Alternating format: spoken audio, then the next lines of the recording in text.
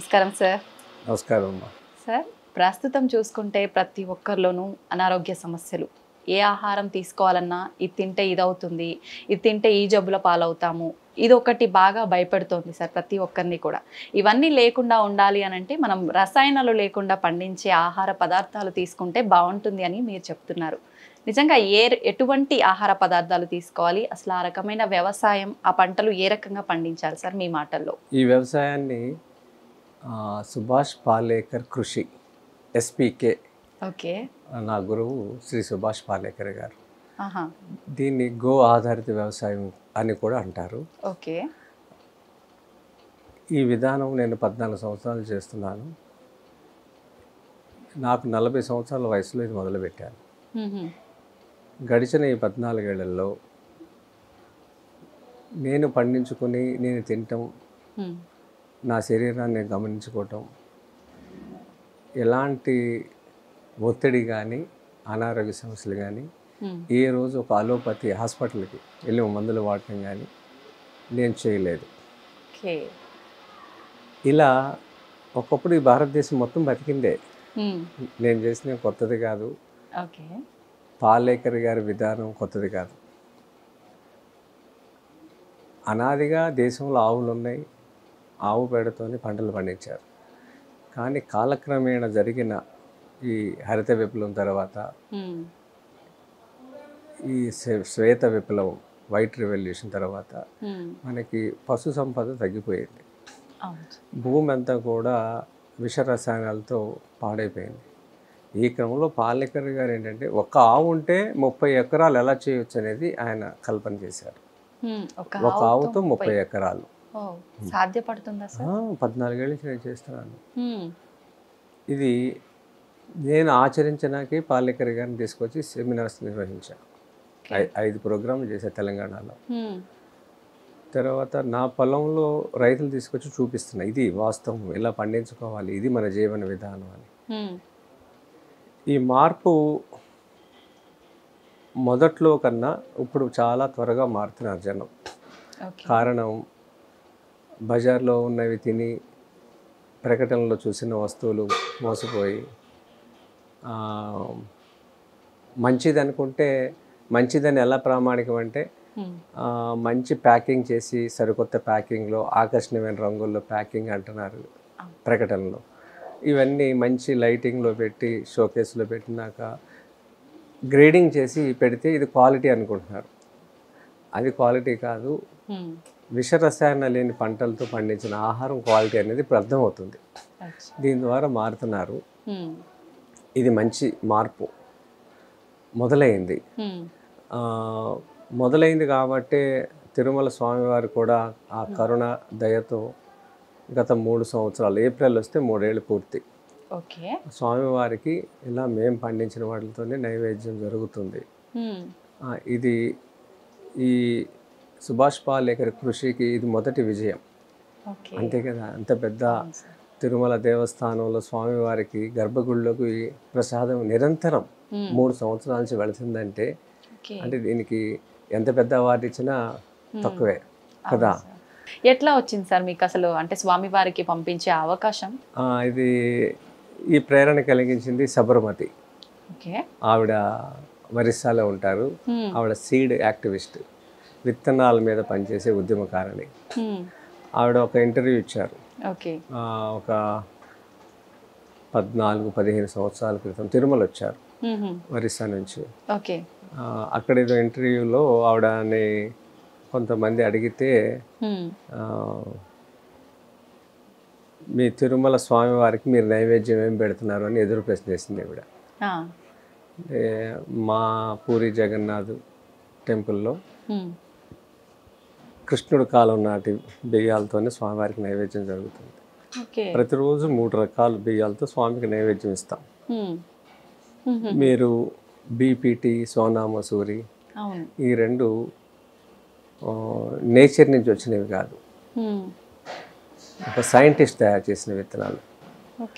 దీంట్లో ఎక్కడ విటమిన్స్ కానీ ఫైబర్ కానీ ఎలాంటి పోషక విలువలు లేని ఆహారం ఈ బీపీటీ, సోనా మసూరి. దురదృష్టం ఏంటంటే 2 తెలుగు రాష్ట్రాల్లో ఇవి ఎక్కువ తింటారు జనం. ఎందుకు సార్? రీజన్ ఏమై ఉంటుందంటారు? అంటే ఏ ఇది ఉపయోగం లేని? ఒకరోజు ఒక సంవత్సరం జరిగిన నష్టం కాదు ఇది. హరిత విప్లవం దగ్గర నుంచి జరిగిన నష్టం. ఓకే. స్వామినాథన్ ఏదైతే మనకి అప్పచెప్పాడో, మన పాఠ్యాంశాల్లో చదువుకున్న స్వామినాథన్ చాలా మంచి కృషి చేశాడని, ప్రభుత్వాల వారి ఇది ప్రతి ఇంట్లో ఆయన చేసిన పాపం ఉంది. ఆయన పండించిన ఏంటి ఈళ్ళ గురించి మాట్లాడాడు, విలువల గురించి మాట్లాడాల. ఓకే. మనకి ఇప్పుడు ఈళ్ళు కావాలా, విలువలు కావాలా? ఇది మొదటి ప్రశ్న. మనకి ఎక్కువ దిగుబడి కావాలా, తక్కువ వచ్చిన ఆరోగ్యం కావాలా? తక్కువ వచ్చిన ఆరోగ్యం కావాలి కదా. ఇదేంటంటే ఇంత దేశ జనాభాకి ఇలా పండిస్తే ఈ తక్కువ వీళ్ళతో రాదు అని ఒక ముద్ర వేశారు. ఇప్పుడు మీ ఛానల్ చూసిన చాలా మంది కామెంట్ పెడతారు, ఈ తక్కువ బియ్యంతో ఎలా దేశాన్ని నడపగలుగుతారని. అంత ఉంటుంది అబద్ధం, ఇదంతా మాయ. మీరు ప్రకృతి వ్యవసాయం, గో ఆధారిత వ్యవసాయం ఇలా చేస్తే మొదటి సంవత్సరం మీకు 18 నుంచి 20 బస్తాలు వస్తాయి. ఇప్పుడు మీరు తిన్న భోజనం ఉంది కదా, ఇది 18 నుంచి 20 బస్తాలు వస్తాయి మొదటి సంవత్సరమే. ఇలా మీరు భూమి మారిన కొంది 25-35 బస్తాలు వచ్చిన వాళ్ళు కూడా ఉన్నారు. కెమికల్తో పండిస్తే కూడా 30-35 బస్తాలే వస్తాయి. ఈ భూమిలో పంటకి సహాయం చేసేవి, సూక్ష్మ పోషకాలు అందించేది సూక్ష్మజీవులు. ఆ సూక్ష్మజీవుల్ని మనం ఈ రసాయనాలతో, ఈ కెమికల్స్తో, ఈ కలుపు మందులతో ఆ సూక్ష్మజీవుల్ని మనం చంపేశాం. వాటిని మళ్ళీ పెంచి పెద్ద చేసేది ఈ జీవం లేని మట్టిలో సారం లేదంటారు కదా. మళ్ళీ ఆ మట్టి మళ్ళీ పూర్వవైభవం రావడానికి ఆవు కడుపులో ఉన్న మట్టి, ఆ మట్టి గోమయం. అంటే ఈ భూమి మీద మట్టి ఎప్పుడైనా పాడు చేస్తాడు అనుకున్నాడు మనిషి, మళ్ళీ అలాంటి భద్రంగా గోమయాన్ని మనకు అందించాడు. ఏ జంతువుకి లేదు అది. ఆ దాంట్లో మైక్రోబ్స్ ఏవైతే ఉన్నాయో 1 గ్రాములో 3 కోట్లు ఉంటాయి. అవి వ్యవసాయం చేస్తే మనిషి ఏమి చేయడు ఇక్కడ. అవి 1 గ్రాములో 3 కోట్లు ఉంటే రోజుకి ఒక ఆవు 10 కేజీలు పేడ ఇస్తుంది. 10 కేజీల పేడ 1 ఎకరానికి సరిపోతుంది. నెలకి ఎన్ని రోజులు? 30 రోజులు. 30 ఎకరాలు చేయొచ్చు. ఇది నేను ఆచరిస్తున్నాను, ఆచరించబట్టి దీంట్లో ధర్మం ఉంది కాబట్టి ఈ 14 ఏళ్లలో స్వామి కూడా దాన్ని అర్థం చేసుకుని మాకు అవకాశం ఇచ్చాడు. ఇది చిన్న విషయం కాదు. అందుకనే చాలామంది ఇది తెలియక భూమి పాడైపోయిందని పాడు చేసేసి నగరాలకు వచ్చేసి వ్యాపారాలు, ఉద్యోగాలు చేసుకుంటా, చిన్న చిన్న ఉద్యోగాలు. చాలామంది చిన్న రైతులు, ముఖ్యంగా నల్గొండ, పాలమూరు, ఈ 2 జిల్లాల నుంచి, మెదక్ నుంచి ఎక్కువ మంది నగరానికి వలస వచ్చేసారు. 1 ఎకరం మొదటగా మొదలు పెట్టమంటాం మేము. దీంట్లో మీకు అనుభవం వచ్చినాక మీకున్న ఎకరాలు మార్చుకోండి. మీరు ఒకేసారి 5 ఎకరాలు ఉంటే 5 ఎకరాలు చేయమని కూడా చెప్పాం. మీకు నమ్మకం కుదిరితే 1 ఎకరంతో మొదలు పెట్టండి.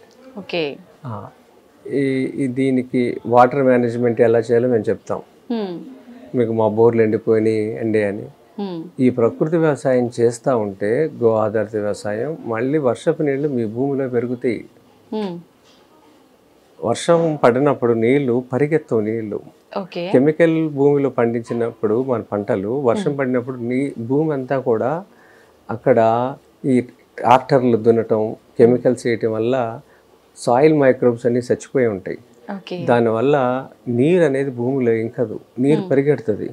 అదే ప్రకృతి వ్యవసాయంలో చేస్తే ఏమవుద్దంటే వానపాముల సంఖ్య పెరుగుద్ది. ఆ వానపాములు ఏం చేస్తాయంటే W ఆకారంలో భూమిని ఎప్పుడు దున్ని పెడతా ఉంటాయి. దీనివల్ల వర్షపు నీళ్ళు భూమిలోకి 16 అడుగులు ఇంకుతాయి. ఇది దానికి దేవుడు ఆ పని అప్పచెప్పాడు, నేచరు. అలా జరుగుతుంది ప్రక్రియ. అది ఏదైతే రంధ్రం నుంచి ప్రయాణం చేస్తుందో ఆ రంధ్రం పూడుకుపోదు. దాని శరీరం నుంచి ఒక ద్రవం స్రవిస్తూ ఉంటుంది. అది గోడకి ప్లాస్టింగ్ చేసినట్టు స్మూత్గా ఉంటుంది. దానివల్ల వర్షపు నీళ్ళు భూమిలోకి ఇంకుతాయి అన్నమాట. ఓకే. అలాగే భూగర్భ జలాలు పెరుగుతాయి. హ్మ్. ఇది నా పొలంలో అనేక రంధ్రాలు చూశాను నేను. హ్మ్. అనేక మంది రైతుల పొలాల్లో చూసా.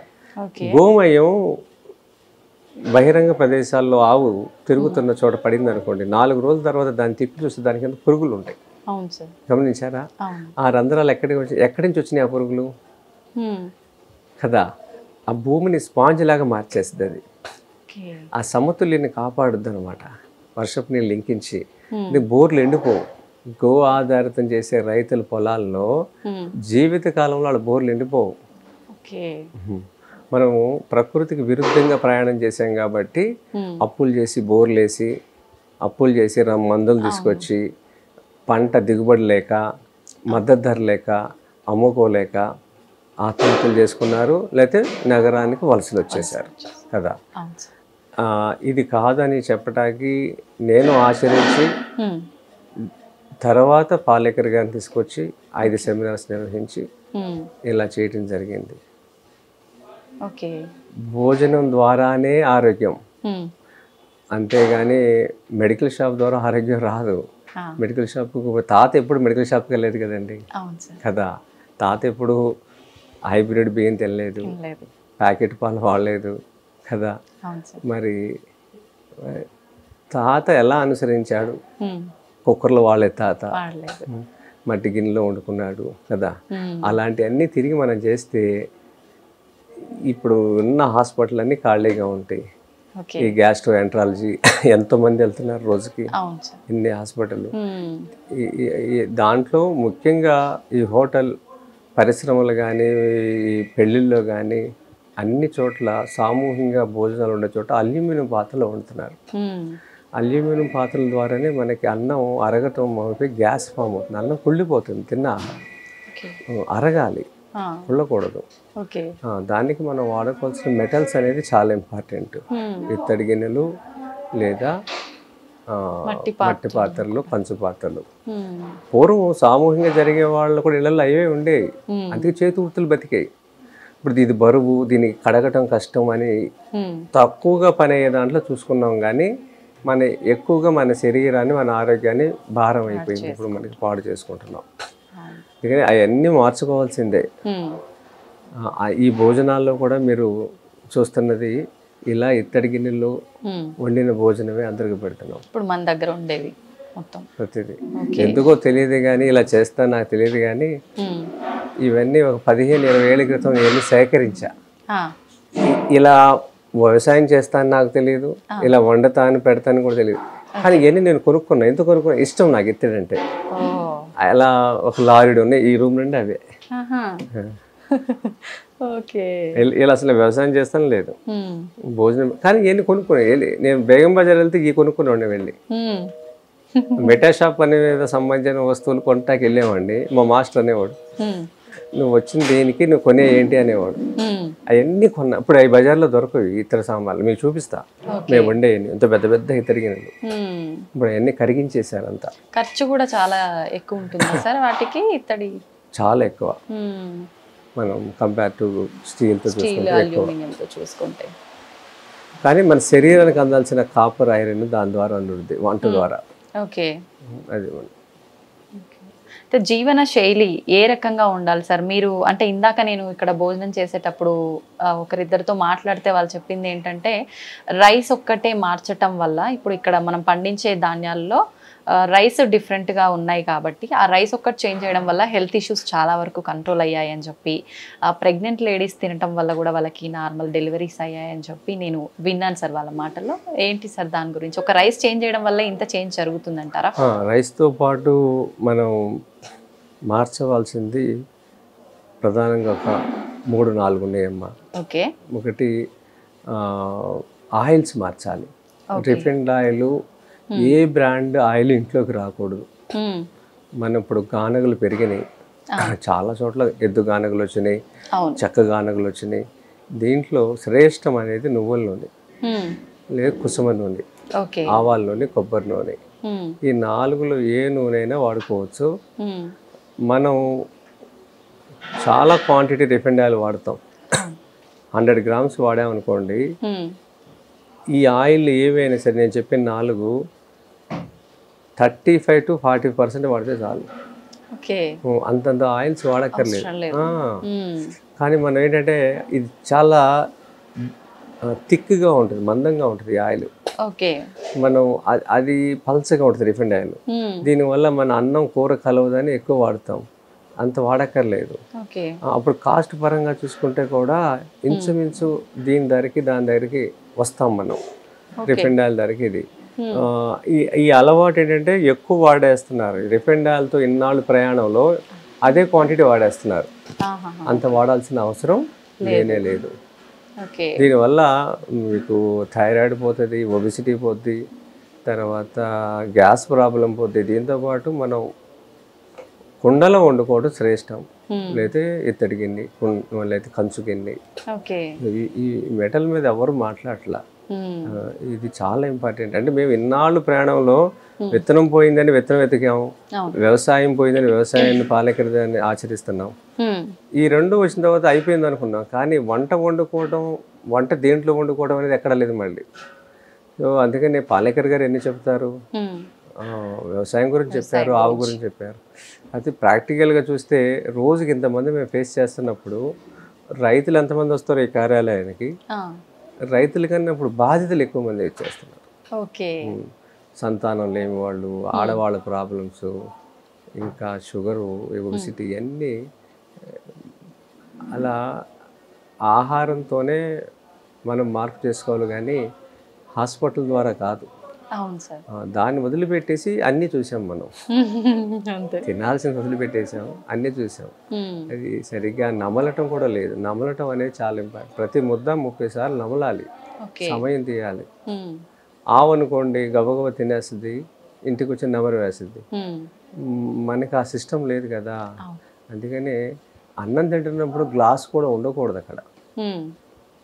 మీరు 30 టైమ్స్ ఎప్పుడైనా నవిలితే అప్పుడు శరీరం స్పందిస్తుంది, లాలాజలం స్రవిస్తాం వల్ల మనకి గొంతుకు అడ్డుపడదు అన్నం. మనం స్పీడ్గా తింటాం, అంటే దృక్పథాలు మారిపోయినాయి. త్వరగా వెళ్ళాలి, ఆ క్రమంలో గబగబా తినేస్తున్నాం. అసలు ఏది పడితే అలా గబగబా తింటాం కాదు, శరీరం ఉన్నది. దానికి కేటాయించిన సమయం కేటాయించాలి. మెడిటేషన్, తినటం కూడా మెడిటేషనే. అట్లా తినాల్సిందే. అప్పుడు నింపాదిగా ఉంటుంది. కంగారు, ఆందోళనలు ఏమి ఉండవు. ఏం జరిగినా నింపాదిగా ఉంటాం. అయితే మన దగ్గర ఎన్ని రకాల ధాన్యాలు పండిస్తున్నారు సార్ వరికి సంబంధించి? ఇప్పుడు నా దగ్గర 365, 400 మధ్యలో ఉన్నాయమ్మా. ఇది రోజుకొకటి తిరుమలకు పోవాలనేది నా కోరిక, స్వామికి అలా జరగాలని. 365 రోజులు వాళ్ళైతే 3 రకాలు పెడుతున్నారు, కనీసం మనం ఒక దాంతో మొదలు పెడదామని. నెక్స్ట్ ప్రభుత్వం వస్తే ఇది జరుగుద్దని ఒక ఆశ. అంటే స్వామి వారికే కాకుండా అక్కడ భోజనాలు ఏర్పాటు చేయడం. తరిగొండ వెంగమాంబ 1,00,000 మంది ఈ భోజనం తినాలి. స్వామి ఏది అందిస్తున్నామో కొండ మీద వచ్చే భక్తులందరూ వీళ్ళు తినటం వల్ల విత్తనాలు బతికిపోతాయి. విత్తనంలో ఔషధం ఉంది, అది మనం పక్కకు జరిపాం. విలువలు చూసుకోలేదు, వీళ్ళు చూసుకున్నాం. వెనక్కి తిరిగి చూసుకుంటే హాస్పిటల్ వచ్చేసినాయి సమాజం మొత్తం కదా. మళ్ళీ ఆ విలువల గురించి మనం ఆలోచన చేయాలి. అందుకని గుడిని ఆధారంగా చేసుకున్నాం అనుకోండి, ఈ ధర్మం ఉన్నంత వరకు గుడి అయితే ఉంటుంది కదా, ఉన్నప్పుడు ఆ విత్తనం కూడా అక్కడ బతికిపోతుంది. అలా దేశంలో, రాష్ట్రంలో అన్ని దేవాలయాల్లో ఇది జరగాలి, కల్చర్ రావాలి. ఇప్పుడు ఆగమ శాస్త్రాన్ని ఫాలో అవుతారు, గుడి కట్టాలన్నా, ఏ కార్యక్రమం చేయాలన్నా. వాస్తు శాస్త్రాన్ని ఫాలో అవుతారు, శిల్ప శాస్త్రాన్ని ఫాలో అవుతారు, ఇవన్నీ అనుసరిస్తారు కదా. మరి పాత విత్తనాన్ని ఎందుకు ఫాలో కావట్లేదు? ఇవన్నీ అనాదిగా ఉన్నాయి కదా, మరి దీన్ని ఎందుకు ఫాలో కావట్లేదు? ఎక్కడ హైబ్రిడ్ ఎందుకు వచ్చింది కదా? అవును సార్, దీన్ని మార్చాలి. ఇందాక మీరు అన్నట్టు ఇదే రీజన్ ఏమో కదా సార్, అంటే దిగుబడి ఎక్కువ ఉంటే అందరికీ సరిపోతుంది లేదమ్మా. దీంట్లో జరిగింది ఏంటంటే, మనకి పాఠాల్లో చెప్పటం కూడా ఇదంతా కూడా ఒకవైపుకి నెట్టవేయబడ్డాకి జరిగింది. చదువుకున్న మేధావులందరూ బయటికి వెళ్ళిపోవటం, గ్రామాల్లో వ్యవసాయ రంగం మీద తిష్ట వేసి పనిచేసి ఈ సాధ్యాసాధ్యాల గురించి మాట్లాడకపోవటం, దీని మీద పుస్తకాలు లేకపోవడం తప్పు జరిగింది. ఒకడు పాలేకరే, ఆయన ఒక్కడే అర్థం చేసుకుని చెప్పేంత వరకు అవునా అనే దాని మాగాణులు ఉన్నాయండి డెల్టాలో, తెలంగాణలో కూడా ఎక్కువ వరిని చేస్తున్నారు. అసలు మన జనాభా ఎంత, మన ఇన్ని ఎకరాల భూమిని సేద్యం చేయటం మన భోజనం అవసరం కోసమే కదా, సంవత్సరానికి 2 పంటలు ఉన్నాయి, జనాభా ఎంత, దీనికి వరిని అవసరానికి మించి పండించేస్తున్నారు మనం. దాన్ని తగ్గించి కూరగాయలు బయట రాష్ట్రం నుంచి వస్తున్నాయి, పళ్ళు విదేశాల నుంచి వస్తున్నాయి. ఇది మన ఎడారి దేశం కాదుగా, ఆ దుబాయ్లో ఉన్నవాడైతే అక్కడ తెచ్చుకుంటాడు బయట నుంచి. మనకిందుకు ఆ కర్మ, మనకి బోల్డ్ ఉంది. సూర్యుడు ఎప్పుడు ఉన్నాడు మనకి, 360 రోజులు సూర్యుడు ఉన్నాడు, నదులు ఉన్నాయి, పాలేకర జ్ఞానం ఉంది, గోవు ఉంది, ఇంత ఉండి జ్ఞానం ఒకటి లేదు. జ్ఞానం ఉంటే అలా చేసుకోవచ్చు. అందుకని దాన్ని తగ్గించాలి, వరిని తగ్గించాలి. వరిలో ఇప్పుడు ఎవరికైనా 20-25 వేలు మించి ఆదాయం లేదు. ఎక్కువ అంటే 30 వేలు ఎకరానికి. ఆ ప్లేస్లో ₹1,00,000 ఆదాయం నేను చూపిస్తా ఒక ఎకరంలో. ₹1,00,000 నిక్కరంగా ₹1,00,000 చూపిస్తా ఒక ఎకరంలో. మాగాణుల్లో మెట్టల్లో అయితే 5 లేయర్ మోడల్ చేసుకోవటం వల్ల 2.5 లక్షలు 3 లక్షల ఆదాయం చూపిస్తా ఎకరంలో. కానీ మనం వరిని పండిస్తా మద్దతు ధర రాలేదని ఆ పండించినని నేషనల్ హైవే మీద కుప్పలు పోసి వర్షం కోసం, వర్షం వస్తే కప్పి దాని మీద వాళ్ళు కావలు ఉండి తీరా చూస్తే 20-30 వేలు మించి లేదు కదా. 4,840 గజాల భూమిలో ₹20,000 సంవత్సరం 6 నెలలకు ఒక పంట తీస్తున్నా. క్రాప్ హాలిడే ఏంటండి, తప్పు మాట కదా, అలా కాదు కదా. ఇప్పుడు దీన్ని మనం ఏం చేయొచ్చు అంటే, మాగాణుల్లో అదనపు ఆదాయం తీసుకుంటాకి ప్రకృతి నిర్మించినవి కాదు, మనం ఏం చేసి మట్టిని తవ్వేసి ప్రాజెక్ట్ ఎత్తి మీద కట్టి ఆ నీళ్ళని ఇచ్చేస్తున్నాం. అన్ని పొలాలకు నీళ్ళు వచ్చేస్తున్నాయి. నీళ్ళు వచ్చిన చోట చెట్టు బతకదు, వరే బతుకుద్ది. వరిలో ఆదాయం రాదు. మీకు ఇష్టం ఉన్నా లేకపోయినా మాగాణంలో పక్కనుంటే మీరు వరి వేయాల్సిందే. నేను తోట పెట్టుకుంటాను లేకపోతే కూరగాయలు పెట్టుకుంటానంటే నడవదు. అలా నడవాలంటే దాన్ని మెట్ట భూమి ఉండాలి. ఇలా మనం కొన్ని లక్షల ఎకరాలని ప్రాజెక్టులు తెచ్చుకొని భూమిని పల్లం చేసేసి అక్కడ అందరూ వరి పెట్టేస్తున్నాం. ఇది మోనోకల్చర్ చాలా ప్రమాదం. అంటే వైవిధ్యమైన పంటలు ఉండాలి, బహువార్షిక పంటలు ఉండాలి. ఇప్పుడు పక్షి చూడండి, ఇప్పుడు డెల్టాలో పక్షులు అంతరించిపోవటానికి కారణం వాళ్ళకి చెట్లు లేవుగా. చూసిన వాళ్ళకి ఎలా ఉంటుంది అంటే, రోడ్ల మీద నుంచి ప్రయాణం చేస్తే కారులో మీ అన్ని పచ్చని పొలాలు అంటారు. ఈ పచ్చని పొలాలు పంట అయినాకేంటి ఎడారులు కదా, చూసేవాళ్ళకి మీకేంటి బోల్డ్ ఉన్నాయి పంటలు అంటారు. అసలు ఒక పక్షి వాళ్ళకి కీటకం వాళ్ళకి చోటే లేదు కదా. ఎన్ని అంతరించిపోయినాయి. పక్షి లేకపోతే విత్తనం వ్యాప్తి కాదు, విత్తనం వ్యాప్తి కాకపోతే మొక్క చెట్టు కాదు, చెట్టు లేకపోతే వర్షం రాదు. ఇది భూతాపం పెరుగుతుంది. అందుకని ఇప్పుడు మాగాణుల్లో ఒక ప్రయత్నం ఏంటంటే, చెరువు తవ్వుకోవాలి. మీకున్న 5-10 ఎకరాల్లో ఒక 10% చెరువు తవ్వుకోవాలి. ఆ మట్టి వస్తుంది కదా, ఆ మట్టిని పొలంలో మన వరాలు అంటాం కదా, గట్లని 5 అడుగులు వెడల్పు చేసుకోవాలి. మామూలు గట్టు ఇంతే ఉంటుంది వరిసేలో, ఇప్పుడు 5 అడుగులు చేసుకోవాలి. ఇంత ఎత్తు 2 అడుగులు చేసుకోవాలి. చేసుకున్నప్పుడు దాని మీద చుట్టూ 4 వైపులా మధ్యలో పొలం వరిచేను. ఈ 2 అడుగుల ఎత్తు మీద మీరు మధ్యలో 7 అడుగులకి ఒకటి చప్పున అరటి పెట్టుకోవాలి. అరటి వరి గట్ల మీద 5 అడుగులు వెడల్పు చేసాం కదా, 2 అడుగులు, ఇది మెట్ట భూమి అయిపోయింది. అక్కడ మీరు మధ్యలో 2.5 అడుగులు అటు ఇటు 2.5 అడుగుల మధ్యలో అరటి పెట్టిన అనుకోండి, తక్కువగా 100 చెట్లు వస్తాయి.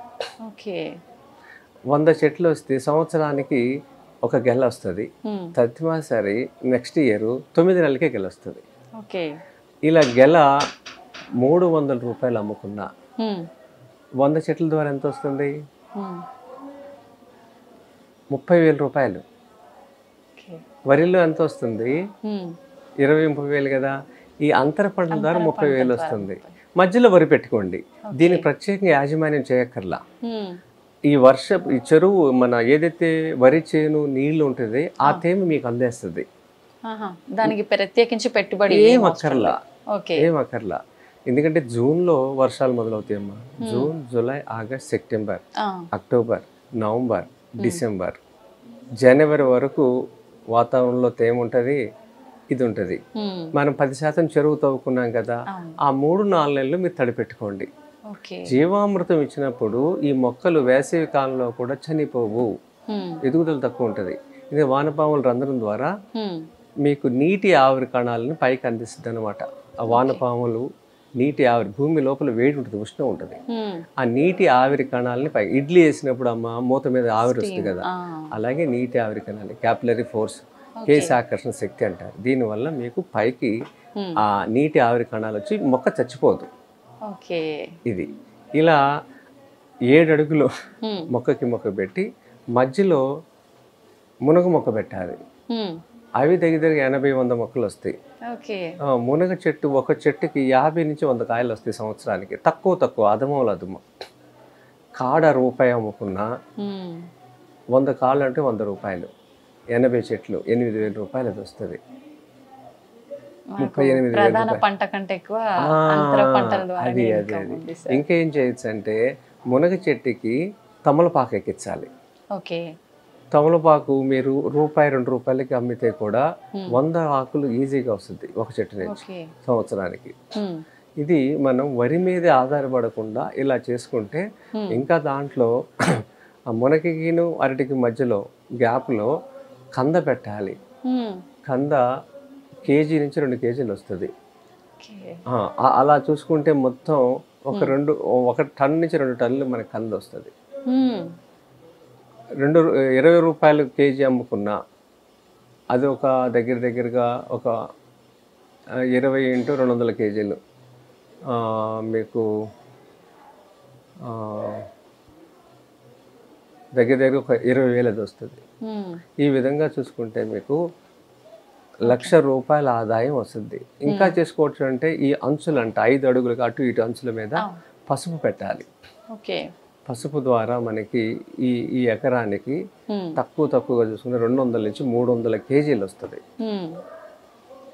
300 కేజీ పసుపును ఉడకబెడితే 60% వస్తుంది. అంటే సుమారుగా 300 కేజీల్లో 60% అంటే ఒక 120 కేజీలు అనుకోండి. 120 కేజీ మన పసుపు వాళ్ళు ₹200. 100 కేజీలు వేసుకోండి, 100 × 200 అదొక 20,000. ఇవన్నీ నేను నా పొలంలో ఉన్నాయి, 5 లేయర్లో ఉన్నాయి, కృష్ణా జిల్లాలో ఉన్నాయి, మాగాణిలో మెట్ట చేశాను. ఇలా ఇది ఒక పద్ధతి. అంటే నేను విన్నా సార్ 5 లేయర్ ఫార్మింగ్. 5 లేయర్ అనేది ఒక సిస్టము. అది ఎక్కడైనా చేసుకోవచ్చు, నగరాల్లో, పట్టణాల్లో, ఇంటి దగ్గర, గ్రామాల్లో, వ్యవసాయ భూముల్లో, మాగాణుల్లో, మెట్టల్లో ఎక్కడైనా చేసుకోవచ్చు. 1000 గజాల స్థలం ఉందనుకోండి, ఇది 400 గజాలు, 600 గజాలు ఇల్లు. అట్లా అంటే ఇంకా ఏది కొనుక్కోకుండా బతకటం. అంటే అలా ఎందుకు చేసుకోవాలంటే డబ్బులు సంపాదించినాక మంచి ఆహారం ఎవరి దగ్గర లేదు. అందుకనే కొంత పార్ట్ని మీరు పంటలాగా పెడితే మీరు ఏది బయట కొనుక్కోకుండా తినటం అనేది. ఎవరికి సరిపడా వాళ్ళు పండించుకున్నా కూడా 360 రోజులు మీకు రూట్ క్రాప్స్ వస్తాయి, వెజిటేబుల్స్ వస్తాయి, లీఫీ వెజిటేబుల్స్ వస్తాయి, పళ్ళు వస్తాయి, అన్నీ వస్తాయి దాంట్లో. కొన్ని ప్రాంతాల్లో అంటే నేల సారం అనేది ఉండదు అంటుంటారు కదా సార్, అలాంటి ప్రాంతాల్లో కూడా ప్రకృతి వ్యవసాయం సాధ్యపడుతుందా? భూమి అన్నపూర్ణేశ్వరి అండి, భూమి చెడ్డది అనేది ఎక్కడా లేదు. సారం పోటాకి మనం చేసింది ఏంటంటే రసాయనాలు వాడటం వల్ల వైవిధ్యాన్ని చెడగొట్టాం జీవరాశుల్ని. మళ్ళీ దాన్ని మనం పెంచేది గోవు ఒకటే. అసలు సృష్టిలో ఈ భూమి మీద అతి సులువైన పని ఉందంటే అది పాలేకర్ గారి వ్యవసాయమే. హితేష్ పటేల్ అని మీరు ఎప్పుడైనా వెళ్ళరండి, మహారాష్ట్ర. అతను నాసిక్లో ఉంటాడు. కచ్ నుంచి వాళ్ళు ఇక్కడికి వలస వచ్చారు, గుజరాత్ నుంచి వచ్చి నాసిక్లో సెటిల్ అయ్యారు. లాస్ట్ ఇయర్ పాలేకర్ గారు పిలిస్తే నేను వెళ్ళాను మేలో. 6 లక్షలు సంపాదిస్తున్నాడు ఎకరంలో. చూడకపోతే తెలియదు కదా మనకి ప్రపంచం. నా పొలంలో అయితే అదే 5 లేయర్ మోడల్ 2.5 లక్షల ఆదాయం నేను లెక్క కట్టి చూపిస్తే వాళ్ళు 2.5 lakhs ఒక ఎకరంలో. ఆయన నాకన్నా ఎంతో రెట్లు బాగా చేశాడు. 6 లక్షలు, ఆయన టార్గెట్ 12 లక్షలు. నెక్స్ట్ చేసే దాంట్లో 12 లక్షలకి ఆయన ఒక లక్ష్యం చేసుకుని చేస్తున్నాడు పని. మనం అదే మోస పద్ధతిలో ప్రాజెక్ట్ నుంచి నీళ్ళు ఇవ్వాలి, అదే వరి పెట్టాలి, అదే నాట్లు పెట్టాలి, అదే డబ్బులు తెచ్చుకోవాలి, ఎన్నాళ్ళు ఎలా? అందుకని క్షేత్ర దర్శనాలు చూడాలి. అందుకని నా సమయాన్ని నేను ఆచరిస్తా, తెలియని వాళ్ళకి ఇలా కార్యాలయం ఇది, అలాగే మళ్ళీ నా పొలానికి తీసుకెళ్ళి చూపిస్తున్నాను మార్పు రావటానికి. మనం ఆచరించి చెప్పినప్పుడే వాళ్ళు మారుతారు కదా. అందుకే సమయం ఇవ్వటం అనేది నేను పాలేకర్ గారి ద్వారా నేర్చుకున్నాను. ఈ భూమి మీద ఎవరైనా అందరికీ రిటర్న్ టికెట్స్ అయిపోయినాయి కదా, ఏదో ఒకటి చేసి వెళ్ళిపోవాలి. ఇక్కడ ఎవరు పర్మనెంట్ లేవు, కానీ అలా అందరూ అనుకుంటున్నారు. రేపు ఏంటి, మనం అందరం ఇలా బతికేస్తూ ఉంటే రేపు పిల్లల పరిస్థితి ఏంటి కదా. ఒకప్పుడు తాతలు అమ్మమ్మలు జనరేషన్కి, మమ్మీ వాళ్ళ జనరేషన్కి, మా జనరేషన్కి నెక్స్ట్ తగ్గుతూ వస్తుంది సార్. లైఫ్ స్పాన్ అనేది అసలు టోటల్గా తగ్గుతూ వస్తుంది. స్పందన లేదు, ఫీలింగ్స్ అంటారు కదా, దేనికి ఒక అనుభూతి అనుభవం ఏమీ లేవు. దేనికి స్పందించే గుణాలు కూడా లేవు. కృత్రిమంగా జీవిస్తున్నాం, కృత్రిమంగా ఉంటున్నాం. ఎందుకంటే కృత్రిమమైన ఆహారం తింటున్నాం కాబట్టి దాన్ని ఆస్వాదించట్లా, ఏ పనిని ఆస్వాదించట్లా, నెట్టుకొస్తున్నాం భారంగా. ఇది కాదమ్మా, భారతీయ జీవన విధానం ఇది కాదు. నేను ఇలా లేను, నేను రోజు రోజుకు మార్చుకుంటున్నా.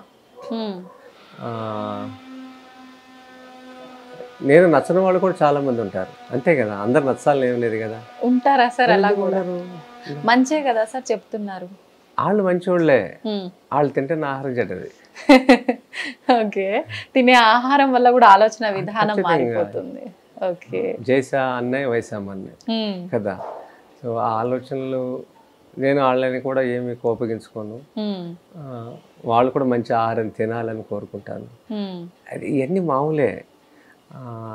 అనేక కారణాలు ఉంటాయి నచ్చపోవటానికి, కానీ ఇదంతా అజ్ఞానం. మనం ఒక భావాన్ని వ్యక్తపరచగలుగుతాం. మనకు నోరు ఇచ్చాడు భగవంతుడు. ఏ పక్షికి జంతువుకి నోరు అవ్వలే పాపం కదా. ఇంత తప్పులు చేసింది మనిషే ఈ భూమి మీద. ఈ భూమికి భారం కూడా మనిషే కదా. అసలు భూమికి ఏదైనా సహాయం చేశాడా? లేదు కదా. కాకి చేసిన సహాయం కూడా చేయలే. కాకి ఎంత గొప్ప పని చేస్తుందండి, చిన్న పక్షి, తినేటికి ఎంత సహాయం చేస్తుంది.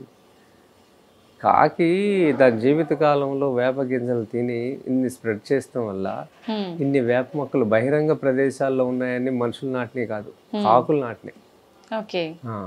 అది 800 నుంచి 1000 గింజలు తింటుంది అది ఆ వేసవి కాలంలో. అవి ఎక్కడ గింజలు లేవు, ఎక్కడ చెట్లు అక్కడ వేసేది చేస్తుంది. మరి కాకి చేసిన పని కూడా మనం చేయలేదు కదా. కాకిని ఎప్పుడు తలుచుకుంటాం మనం? మన పెద్దోళ్ళు చచ్చిపోయినప్పుడు పిండం పెడతాయి తలుచుకుంటాం, అంతకు మించి తలుచుకోలేము కదా. మరి మనిషి భూమి మీద అన్ని నాదే అనుకుంటున్నాడు, కానీ ఇవేమి లేవు అనుకోండి మనిషి బతకలేడు. ఈ జంతువులు, కీటకాలు, పక్షులు ఇవి లేకపోతే మనిషి ఈ భూమి మీద బతకలేడు కదా. మనిషి అవసరం లేకుండా ఈ జంతువులన్నీ కొన్ని యుగాలు బతుకుతాయి. మనిషి అవసరం ఏ జంతువుకి లేదు, కానీ వాటిలో అవసరం మనకుంది కదా. తేనెటీగ అవసరం ఉంది, ఆవు అవసరం ఉంది, పక్షి అవసరం ఉంది, అన్ని అవసరం మనకు ఉంది. మన పొలంలో పాలేకర్ గారి వ్యవసాయంలో మేలు చేసే కీటకాలు, బెనిఫిషియల్ ఇన్సెక్ట్స్ అంటారు కదా, అవి బోల్డ్ వస్తాయి. అవి వచ్చి శత్రు పురుగులు తింటాయి అవి. మనం ప్రతి పురుగు మీద మన అస్త్రాన్ని ఉపయోగించక్కర్, మేలు చేసే బోల్డ్ ఉంటాయి. ఎప్పుడైతే మనం కెమికల్స్ మానేసామో అవి అంతటా అవి వచ్చేస్తాయి మన పొలానికి. అవన్నీ చచ్చిపోయినాయి అనుకోండి, మనం ఇక్కడ ఈ భూమి మీద లేవు. అందుకనే మన అవసరం వాటికి లేదు, వాటి అవసరం మనకి చాలా ఉంది. అందుకనే మనం వాటి అన్నిటికీ కృతజ్ఞతా భావంతో ఉండాలి. వాటి రుణం తీర్చుకోవాలన్నప్పుడు మన భూమిని తగలబెట్టకూడదు. పంట వ్యర్థాలను తగలబెట్టేసి అవన్నీ చనిపోతున్నాయి. వరి అవ్వగానే తగలబెడతారు. ఇది ప్రతి సంవత్సరం చేస్తున్నారు. పంజాబ్తో మొదలైంది, అన్ని రాష్ట్రాలకు వచ్చేసింది. ఎందుకంటే పశు సంపద లేదు గ్రామాల్లో. మరి వరి గడ్డి పశువులు తినవు కదా, పశువులు లేవు కదా. ట్రాక్టర్తో వ్యవసాయం చేస్తున్నాడు, ట్రాక్టర్ గడ్డి తిందు, అందుకే తగలబెట్టేస్తున్నాడు. ఇప్పుడు ఇటుక తయారు చేస్తారు కదా, ఇటుక ఎలా తయారు చేస్తారు? మట్టిని తొక్కి నీటిలో తగ్గ నీళ్లు మట్టి కలిపి తొక్కి అచ్చు తయారు చేసి కాలుస్తారు ఆరిన తర్వాత. ప్రతి సంవత్సరం మనం ఈ వరి చేలని పంట వ్యర్థాలని తగలబెట్టామనుకోండి, రోజు కాలుస్తూ ఉంటే నేల ఏమవుద్ది? పాడైపోతుంది, ఇటుకగా మారుతుంది. ఒక ఇటుక అయిపోద్ది, మట్టి మాయమైపోద్ది. అంతే కదా, కాల్చకూడదు కదా. మట్టి మాయమైపోతే మనిషి మాయమైపోతాడు. జనరల్గా ఊళ్ళల్లో వింటుంటాం సార్, కాల్చడం వల్ల అదంతా స్మాష్ అయిపోయి ఇంకా సారం పెరుగుతుంది భూమిలో అని అంటుంటారు. అది రాంగా సార్? అయితే ఇప్పుడు ఒకటి అనుకుందాం, ఇవన్నీ సైంటిస్టులు అలా చెప్పారు. ఎందుకంటే సైంటిస్టు రైతుని ఫస్ట్ వినియోగదారుని చేశారు. రైతు ఉత్పత్తిదారుడు. భూమిలో ఒక గింజ పెట్టి వేల గింజలు తీస్తాడు కదా. ఇది సృజన. వాళ్ళు ఏం చేశారు, రైతు ఎప్పుడు ఆధారపడేటట్టు, దానికి భూమిని అలా తగలబెడతాం వల్ల నేల గట్టి బారిపోద్ది, దీనికి ట్రాక్టర్ కావాలి, ట్రాక్టర్ స్పేర్ పార్ట్లు కావాలి, ఇంజిన్ కావాలి, ఇవన్నీ కొనేటట్టుగా తయారు చేశారు. ఇలా మనం ఆధారపడేటట్టు తయారు చేశారు. విత్తనం కొనాలి, మళ్ళీ విత్తనం వేసినప్పుడు కలుపు వస్తుంది, కలుపు మందు కొనాలి, పై మందులు కొనాలి, ప్రతిరోజు జేబులోంచి డబ్బులు ఏదైతే చేశారు. ఇట్లా మన భూమిని పాడు చేసి ఆ పంట వ్యర్థాలు తగలబెట్టాలి, దాంట్లో మైక్రోబ్స్ ఉన్నాయి, ఇవన్నీ మళ్ళీ వ్యాపిస్తాయి అని స్వామినాథనే చెప్పింది. తర్వాత స్వామినాథ్ ఏమంటాడు, పంజాబ్లో అంత తీవ్రంగా అయినాక ఇప్పుడు ప్యాకింగ్ మెటీరియల్కి వాడండి, దీన్ని గడ్డిని తగలపెట్టద్దు అంటున్నారు. ఇప్పుడు ఎవరంటారు మాట? తాగుబోతుడు తాగుడు అలవాటు చేసి నాకు మానేయన ఆయన అంటే మాండే కదా. అలాగే పంజాబ్లో 2000 రూపాయలు కూలీలు, వాళ్ళు ఏంటంటే వరి పట్టిన తర్వాత రెండో పంట గోధుమలు వేస్తారు. ఆ సమయం తక్కువ ఉంటుంది. ఆ వరిచేలు మిషన్తో కోసిన తర్వాత ఆ గడ్డిని తీసి గట్ల మీద వేయటానికి 2000 రూపాయలు ఖర్చు అవుద్ది. 1500, 2000 రూపాయలు నేను ఎందుకు ఖర్చు పెట్టుకోవాలి రైతు అని అగ్గి పొలిగేస్తున్నాడు. ఆ గాలులన్నీ ఢిల్లీకి వస్తాయి ప్రతి సంవత్సరం. అక్కడ అంటబెట్టిన 4-5 రోజులకి ఢిల్లీకి వస్తాయి. ఇలా అంటబెట్టేస్తున్నారు. దీన్ని పంట మార్పుడు కానీ వరిని తగ్గించి వేరే పంటలు ఏమని చెప్తుంది ప్రభుత్వం, కేంద్రం వినట్లేదు. అక్కడ పాలేకర విధానంలో ఈ మోడల్ తయారు చేసి చూపిస్తే మీకు 30,000 వచ్చే చోట 2 పంటల ద్వారా 40,000, 60,000 వస్తున్నా, ₹1,00,000 ఆదాయం ఇది వస్తుందని చెప్తే మీకు మధ్యలో నీళ్లుంటే యాజమాన్యం చేయాల్సిన పని లేదు, మీకు ఈ పంటలన్నీ వస్తాయి. ఇంకా మధ్యలో మీరు 6 నెలలు పసుపు అటు ఇటు పెట్టాం కదా, మధ్యలో గ్యాపులు అల్లం పెట్టి ఆకుకూరలు వేసుకోవచ్చు. ఇంకా మిగిలిన ప్లేస్లో కూరగాయలు పెట్టుకోవచ్చు. ఏదన్నా నీళ్లు తక్కువ పడి కావాల్సి వస్తే వరిచేలో నీళ్ళు అలా పోస్తే చాలు. ఇది నేర్పాలి వాళ్ళకి, పంజాబ్ వాళ్ళకి. మేఘాలను తగ్గించడం, వరిని తగ్గించడం, ఇది చేయాలి. ఇంత సులువైన పద్ధతా సార్? అంటే వ్యవసాయం అనగానే చాలా శ్రమతో కూడుకున్నది, చాలా కష్టమైంది. అంటే అదే జ్ఞానులు లేకపోతే మేధావులు ఎవరు దీని మీద పని చేయలే. చదువు రానోడిని ఇంట్లో ఊర్లో వదిలేసారు, నువ్వు చదువుకోకపోతే పశువులు కాయాలి, వ్యవసాయం చేయాలి అని చిన్నగా మాట్లాడారు మొదటి నుంచి. దీనివల్ల చదువు రానోడిని వ్యవసాయంలో పెట్టారు. అది వల్ల మనకి ఈరోజు ఈ సమాజం అంతా రోగగ్రస్తం అవటానికి చదువు రాని అజ్ఞానులు, అమాయకుల్ని వ్యవసాయంలో పెట్టడం వల్ల జరిగిన ఘోరమైన నష్టం. అంటే ఒకప్పుడు ఉన్న వ్యవసాయం కానీ ఆచార సాంప్రదాయాలు, ఆ పద్ధతులు, మన తాతల కాలం నాటి పద్ధతులు అంతరించడానికి కారణం ఈ మాటే అంటారా సార్? ఖచ్చితంగా. తాత కూడా ఎదురు చెప్పలేదు. చదివించిన తర్వాత కొడుకుని అమెరికా పంపించాడు. కొంతమంది వెళ్లకుండా వ్యవసాయం మీద, గోవుల మీద మక్కువతో కొంతమంది ఆగారు. ఆగిన తర్వాత రెండో తరం వాళ్ళు అరే మేము తప్పు చేసామరా మీరన్నా వెళ్ళండి అని చెప్పి రెండో తరంలో వాళ్ళు కొడుకుల్ని పంపించేశారు. మొదటి తరం కొంతమంది వెళ్ళారు, రెండో వాళ్ళు మేము వెళ్ళం ఇక్కడే ఉంటాం ఊరు వదిలేంటే వాళ్ళు తప్పు చేసామని రెండో ఆడపిల్లల్ని పంపించారు. అలా జరిగిపోయింది. ఇప్పుడు గ్రామాల్లో ఇళ్లలో మొక్కలు వచ్చేసినాయి, మొండిగోడలు అయిపోయినాయి. సంక్రాంతికి వచ్చి కొంతమంది అలా ఫోటోలు దిగి సున్నాలు వేసుకుని వెళ్ళిపోతున్నారు కదా. కానీ గ్రామం అది కాదు కదా. గ్రామం 3 గ్రామాలకు అన్నం పెట్టుద్ది భారతదేశం. ఈ భారతదేశం 3 దేశాలకు అన్నం పెట్టుద్ది. ఈ రోజుకి ఏ రోజు మారితే కూడా ఇవన్నీ జరిగితే అంత పని ఉంది ఈ భూమి మీద. మనం ఉపాధి కల్పన కోసం పరిశ్రమలు ఇన్ని అక్కర్లేదు. 3 దేశాలకి మనం ఎక్స్పోర్ట్ చేసామనుకోండి భోజనం, ఎంత సంపన్నులు అవుతారు కదా. ఇప్పుడు తాత చేసిన వ్యవసాయం అద్భుతం, మహా అద్భుతం. తాత వలసలు రాలేదు కదా నగరానికి, కదా. తాత ఏం చేశాడంటే మేము కష్టపడినట్టు మీరు కష్టపడకూడదు అన్నాడు. అది శారీరకంగా అది చూశాడు, కానీ వాళ్ళ ఆర్థికంగా ఏమైనా బాగున్నాడేమో కొడుకు మనవడు, కానీ మానసికంగా శారీరకంగా ఇంకా నిర్వీర్యం అయిపోయారు కదా. డబ్బులైతే ఉన్నాయి, ఎవరి దగ్గర ఆరోగ్యాలు లేవు. వెనక్కి తిరిగి చూసుకుంటే ఏమీ లేదు కదా. అందుకనే మళ్ళీ మనం స్వాముల్ని, ఈ భారతదేశంలో స్వాములందరూ ఆశ్రమాలు పెట్టుకుని శాస్త్రాలు ఇతిహాసాలు చెబుతున్నారు కదా. వీళ్ళు గ్రామంలో వ్యవసాయ ప్రచారాలుగా దిగాలి. రాజశంకరాచార్యులు వారు ఎలా తిరిగారు ధర్మం కోసం, ఇప్పుడు జాతి నిర్మాణం కోసం స్వాములు పాలేకర వ్యవసాయాన్ని ప్రచారకులుగా మారాలి. గోవుతో ముడిపడిన వ్యవసాయం పాలేకర్ గారిది. ఆయన చేసిన సిద్ధాంతాలని వీళ్ళు ప్రచారకంగా చేయాలి. రామాయణం భాగవతం ఎలా చెప్పారో భగవద్గీత, అలా పాలేకర్ గారు పాఠాంశాలను కూడా గ్రామాలకు చొప్పించాలి. ఇప్పటికీ రైతులు చాలా మంది చదువుకుని వాళ్ళు వ్యవసాయం చేస్తున్నారు కదా. వాళ్ళకి వీళ్ళు సత్సంగాల ద్వారా చెప్పాలి. మరి ఎవరు చెప్పాలి? యూనివర్సిటీ వాళ్ళకి రారు కదా, రాజకీయ నాయకులు అసలు రారు. మరి ఎవరు చెప్పాలి? స్వాములే పనిచేయాలి. స్వాములు ఇంకా వీటి మీద సమయం కేటాయించకపోతే రాబోయే రోజులకు చాలా కష్టం.